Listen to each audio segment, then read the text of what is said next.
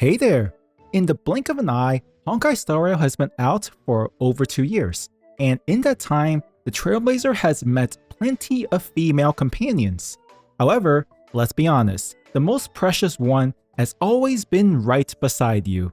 Remember Trailblazers, all the other girls you meet on your interstellar journey might stick around for 3 to 5 patches at best, but March 7th, she will always be your fellow nameless. What I'm trying to say is that March will never give you up, never gonna let you down, never gonna run around and desert you. Now, after several months of what I can only describe as paid vacation, March 7th is finally stepping into the Emploria storyline with a brand new fashion makeover. So let's break it all down: her skills, her playstyle, potential issues, her synergy with certain characters, and team comps. March No Last Name is a sub DPS / support hybrid. She can deal a respectable amount of damage herself, while also cosplaying as Ron May for other Remembrance characters. At the core of her entire kit is her memo sprite, Evie, and her gameplay loop can only be boiled down to 2 steps. Number 1, summon Evie to gather memoria. Number 2, detonate Evie at a certain memoria stack amount for massive damage and some extra benefits. Everything in her entire skill set is designed to speed up this specific process.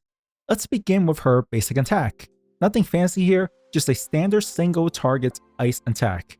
Her skill is where things get more interesting. This ability costs 0 SP, but consumes a small portion of March's HP. Using her skill provides a team-wide crit damage buff for all allied memo sprites. If Evie is on the field, it is summoned. If it's already out, it gets healed for 50% of HP instead. The most important part of the skill, March 7th gains 2 memoria and 12 memoria stacks if she's in her enhanced states, which is unlocked after using her ult. March 7th ultimate is an AoE attack that also pushes her into a special enhanced state. While in this state, both March and Evie are immune to CC. Their damage dealt increases by 100%, and enemies take increased damage. However, this form has its limits. At E0, using her ult will give her 2 charges. Each time Evie uses the explosion skill, 1 charge is consumed. At 0 charges during her turn, this form goes away. The explosion skill is the highest damage ability in the entire kit. As the name implies, using the skill will consume all of Evie's HP and memoria to do big PP damage. The more memoria stacks consumed, the more damage output this skill can unleash. So how do we generate these memoria stacks? Well, other than her skill, there are 3 other methods. One of her traits allows Evernight to generate 1 memoria whenever she or an allied memo sprite uses an ability. Yes, this includes things like Nether Dragon Breath Attack and Mem's. This trait also gives her a 70 energy and 1 memoria to begin the battle. The next method is Evernight's talent.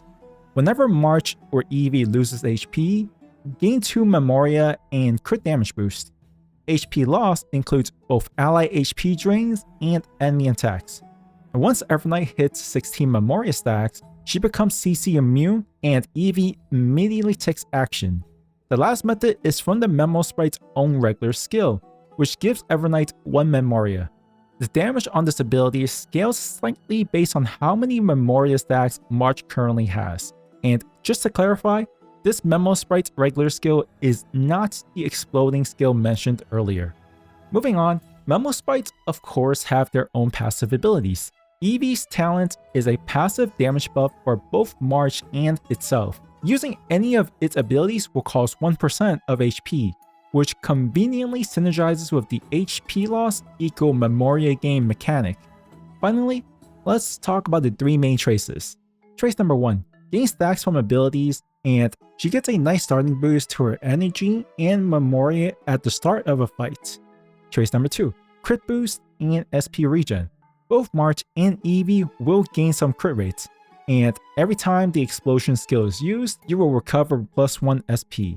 Trace number 3, team-wide crit damage buff. All allied memo sprites will gain crit damage, scaling with the number of Remembrance characters on the team. So more Remembrance characters equal bigger buff. Now, what does all of this really mean for her playstyle? Night Mode March 7th's whole gameplay loop is rather simple. Stack memoria, explode Eevee, rinse and repeat. She naturally hands out buffs just by existing, so no, you don't need an Excel spreadsheet to play her. Our main priority is always memoria stacked generation, and thankfully it comes pretty easily if she's in the right team. The most consistent method from her is the skill. Unlike other characters, her skill doesn't cost SP, just a bit of her own HP. That HP loss then changes into more memoria stack, so it's not really a drawback at all. Alright, so who makes the most of Everfoe Knight's shine? Short answer, remembers characters.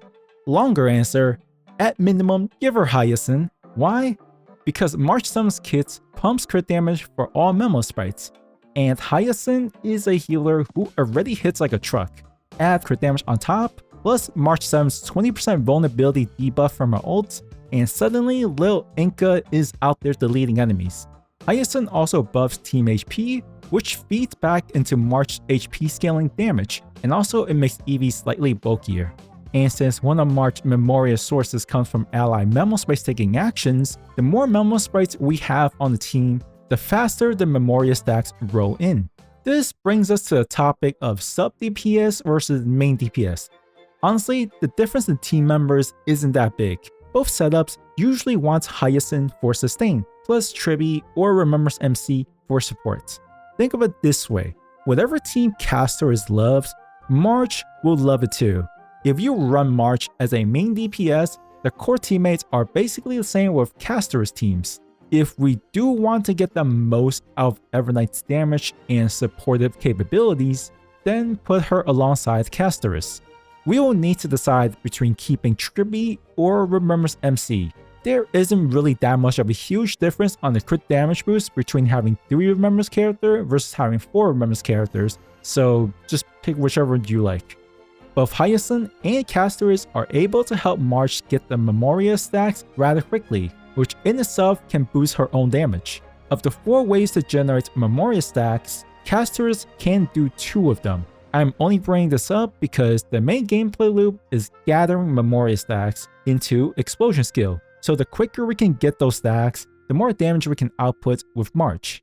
Moving on, the question of the day, is Emphoria's March worth pulling?